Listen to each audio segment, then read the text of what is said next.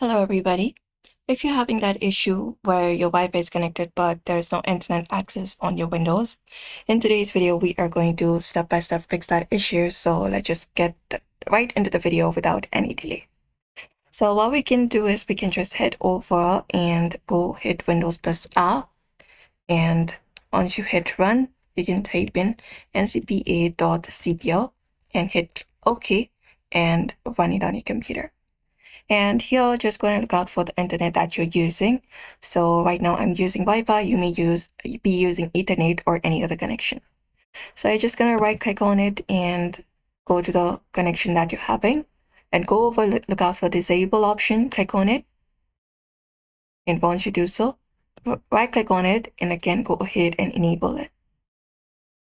And that should help you fix the issue. So wait for some seconds for that to happen. Now, once it is confirmed, you can close this up and you can go over and type in cmd and run it as administrator, the command prompt on your computer, give access and hit yes and allow like this on your computer. And then once this opens up, you're just gonna go ahead and run these commands on your computer. We will also leave it in the description. So you can just head over and copy up these commands on your particular computer and hit enter. And once it is done, you can restart your computer to complete the action.